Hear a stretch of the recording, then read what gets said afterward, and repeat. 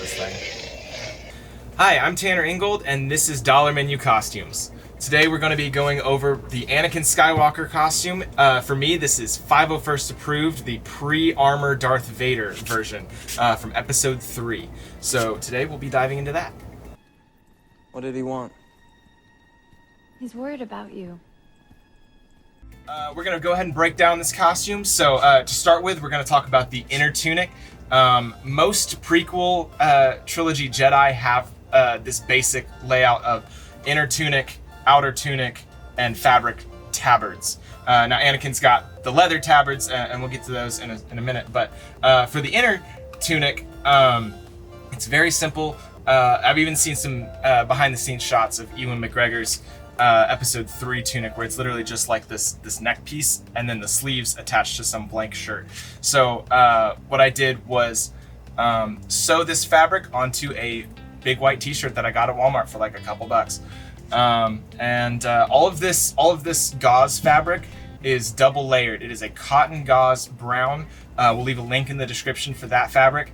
Like I said, double layered. You wash it so that you get maximum wrinkles.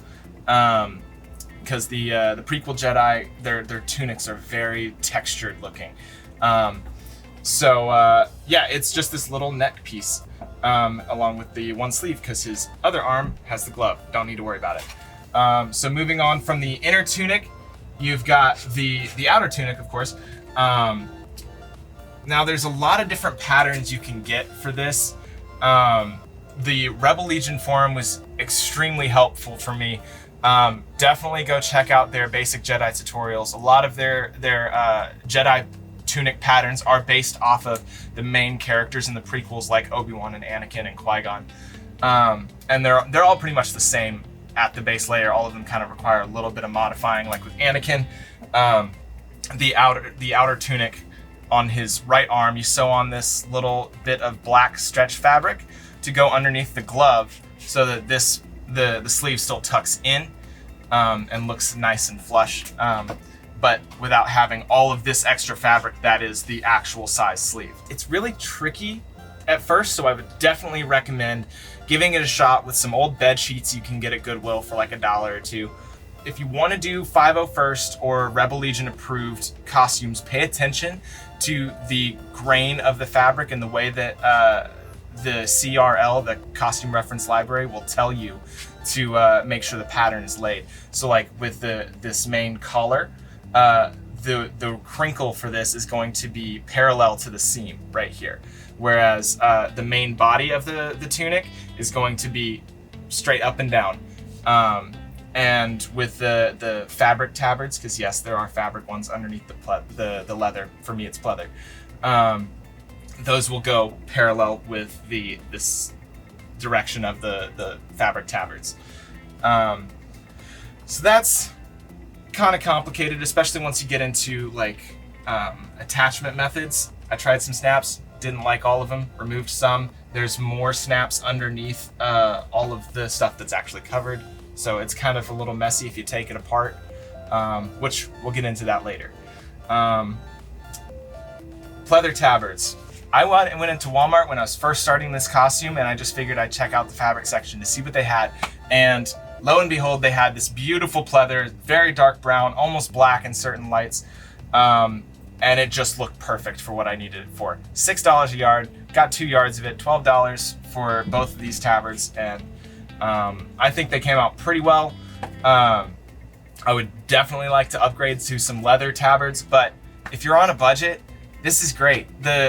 The base of this costume is very cheap, like $30-$40 for all of the inner tunic and outer tunic fabric.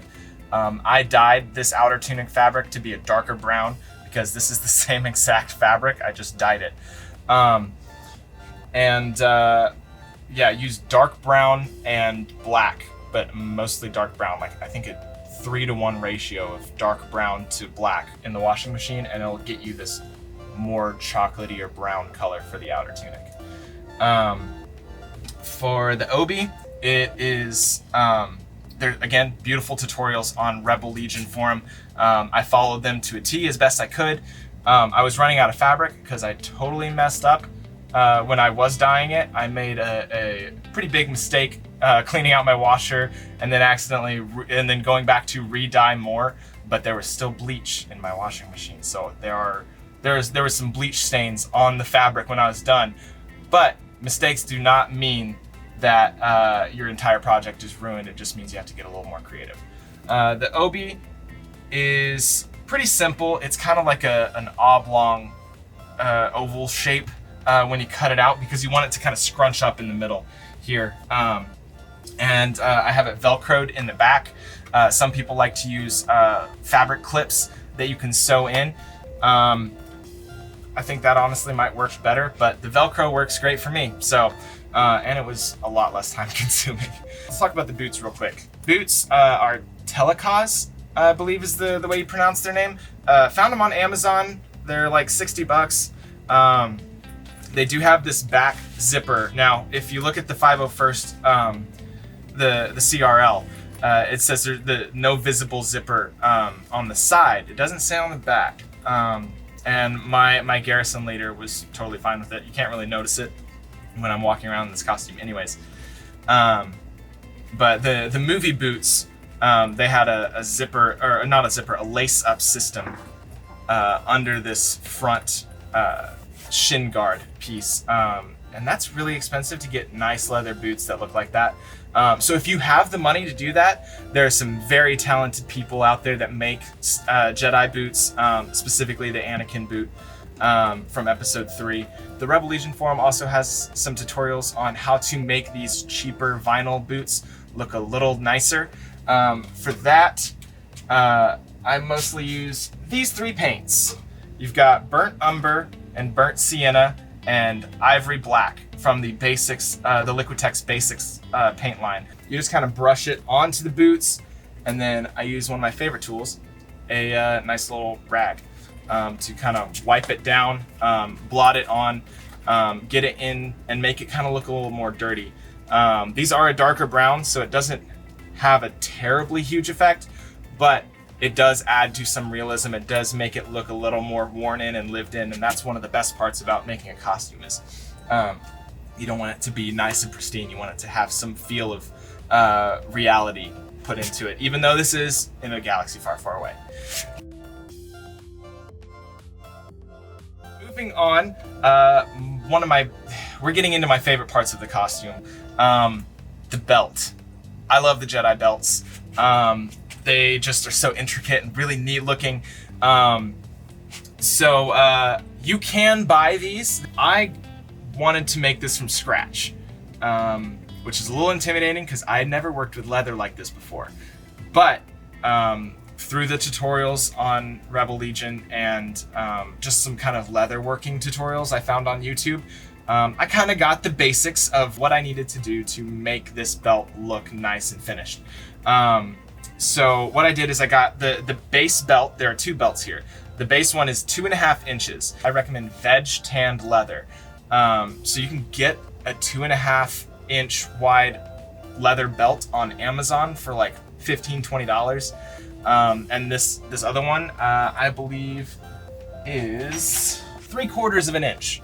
3/4 of an inch for this second belt, and that's also really cheap on eBay or Amazon. You can just search veg tanned leather belt strip, and you'll be able to find all sorts of things. Just choose whatever you think looks best at that moment, because the color's gonna change anyways. Once I got it, I had to figure out how to clean it up. So you go through with some water, you go through with this slicker that I got off Amazon for really cheap. What you do is you wet the edges of the belt and you take the slicker and go across and just rub it enough to get some friction in there to smooth down the edges. Otherwise it's gonna be fuzzy and rough looking. So this cleans it up a lot to make it look like an actual belt. So do that for all the edges, then use this bad boy, which I believe is called a stitch groover. It's mostly used for making grooves in leather so that you can punch holes and stitch things together. But for the Jedi belts, you use it for decorative styling. So Anakin's got 2 grooves on the top and bottom of the big belt, and 1 groove on the inside of the on the top and bottom of the secondary belt. So just kind of measure that out best as what you can do. I had to sit there and like measure out 1/4 inches, but it turned out really well. After that, the hard part, which is only hard because it's physically taxing, you take this big belt, and to get these beautiful wrinkles all throughout there, you got to roll it over and just hit it with a mallet. You do that like 6 or 8 times and you get this really nice wrinkled texture to the leather. So say this is the belt, you just fold it over and just smash it on this curved, this rolled over edge, and just keep going all the way over, all the way to the other end of the belt. Then flip it over and do the same thing the opposite way.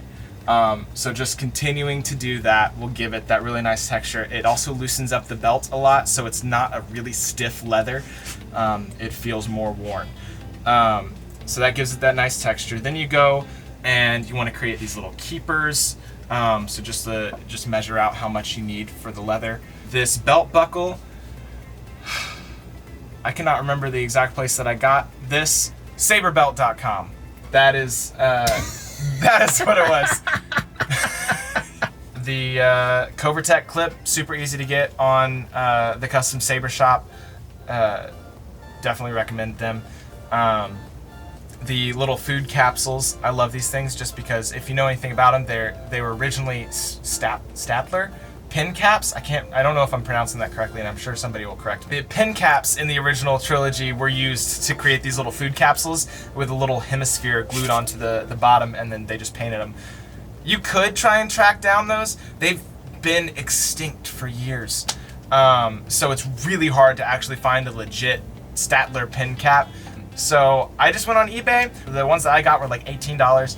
The caps actually do screw off, so if you want to put water in them, I don't know. For this side, I've got the belt pouch. So we got his Anakin's pouch. So Obi-Wan kind of has one that's similar on his back. This is Anakin's. There are some patterns on the Rebel Legion forum that you could print off to really do this nice and neat. Get little, you can get the little purse clip at any hobby store, pretty much. It's real cheap. This was also some very thin leather that I got off of Amazon and eBay. This pouch has grooves all along the front. You did the same thing I did for the actual belt. For those, what gets tricky is when you get to the curve at the bottom. So just be mindful of that. And let's move on to the back of the belt. We've got these big boxes right here. But I got these from the Woodman on the Rebel Legion forum. He makes beautiful resin casts of these boxes. You just gotta sand them down a little bit and then go in with some primer, make sure it's all nice and smooth, and then you can go in and paint it. I like the fact that there's a little bit of kind of grime on these, so I made sure to, you can't really, it's not like really noticeable from far away, but once you get up, there is that detail of like there's some dirt and grime in there. The little golden button on here is not just nice and gold, it's got some weathering to it. This box doesn't really have too much going on with it. It's just like a deep brown. It's got some weathering going on, but other than that, nothing too wild.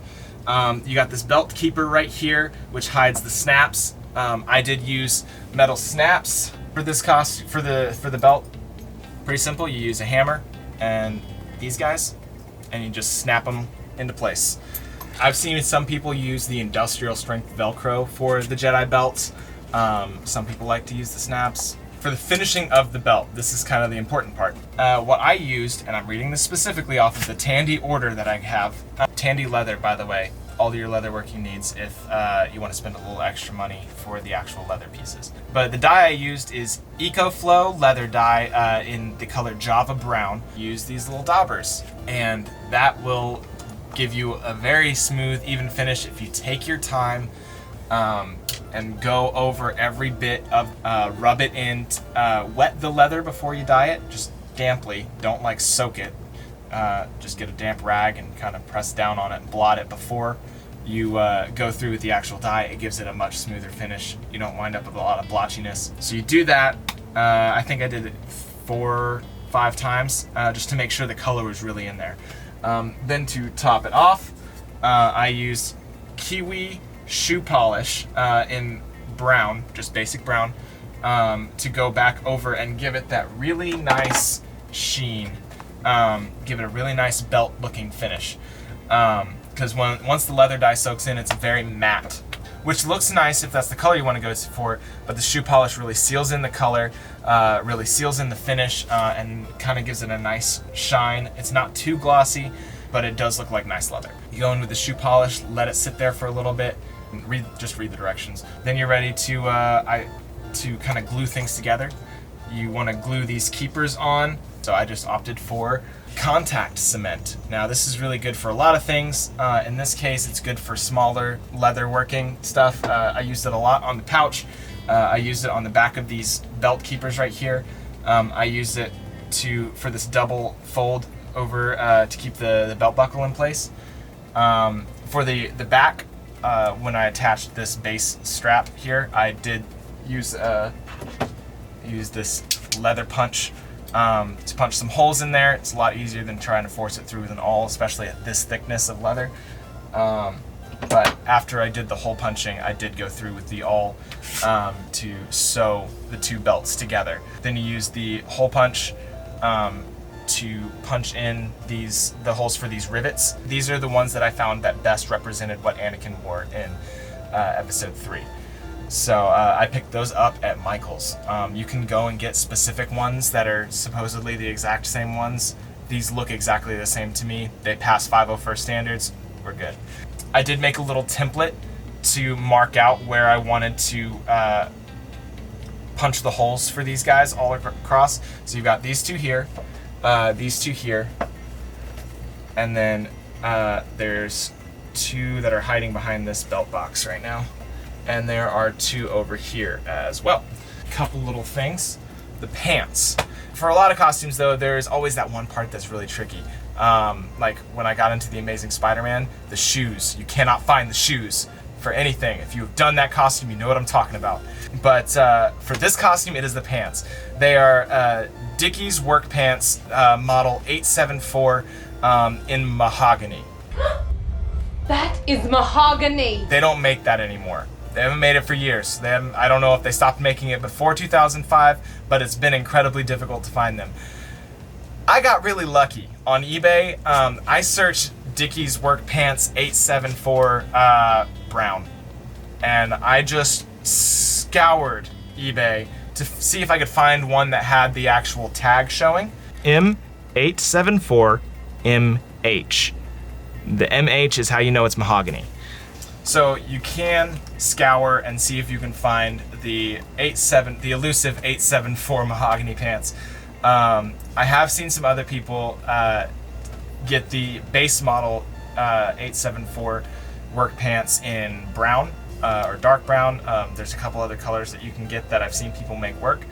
Some people dye it. Some people just wash it a lot to kind of remove some of the color to make it a little lighter, because I think the brown pants are a little too dark.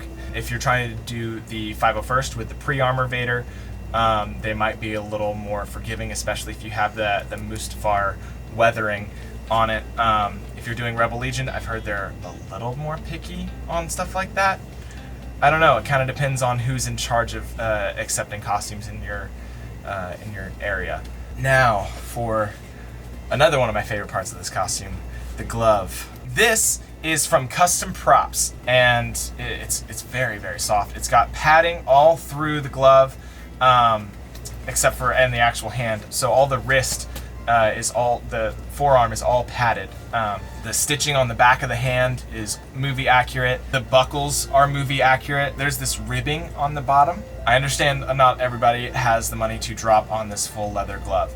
So if you would like, I have seen people take, Ruby's has made a pretty decent replica of the Anakin glove. It doesn't look great, let's be honest, but that's probably because of the material. The pattern itself is pretty solid. So if you spend $20 on that glove, you can reuse the buckles that are on there. I would suggest repainting them because I think they're a little more bronzish gold. You can take it apart, create a pattern from that and go to your local hobby store. I know our Michaels has a lot of glove leather, but you should be able to create a good enough template from the Ruby's glove to really recreate this look with actual leather if you would like. It's kind of hard to get this look with vinyl or pleather, as that stuff is a lot more stiff, whereas leather, once it's kind of worn in, it's very soft and it's more flexible, especially like the sheepskin, the glove leather. I love this glove. Now, this was the very first piece of this costume that I got. It was the lightsaber. Nerd. This is the 2005 Master Replicas edition of the Skywalker saber. No, it is not the same as the Graflex. I wish it was, kind of, but I also really like this sleeker design that they came up with for Anakin. It's mostly the same as the Graflex. This grip part right in the middle is very different. And I think the movie version was actually, a lot of the fans call it the Skinny Flex, because it was a lot slimmer than the actual original Graflex. But they modeled it to look exactly the same. I definitely intend on stripping this blade out, getting rid of these, because the initial lightsaber comes with an LED strip through the blade. That's how you get that beautiful ignition animation from the lights. But I want to have an in-hilt LED, so I want to be able to remove this blade so I can hang it on the belt during troops if I don't want to hold the lightsaber. It also, you can make it a lot brighter, and if I want to hit somebody or somebody else's lightsaber with this, I don't have to worry about the LEDs breaking, which, as if you can see it, there is one LED that is out right here already. So you do run the risk of that with these strips in the lightsaber blades, but this hilt is just gorgeous. My only complaint is this piece right here is not as chromed as the actual movie, but that's, again, me being nitpicky. I love the Anakin costume. It is one of my, if not my absolute favorite costume from all of Star Wars. So it's been really cool to recreate this. And I love talking about it. It is one of my favorite costumes I've done. So feel free to send us questions about it. Check out my Instagram.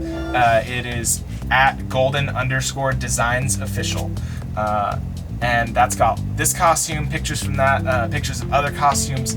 If there's a costume on there that you guys are like, hey, I would love to see a breakdown of this, please let us know, and maybe we'll have time to do it.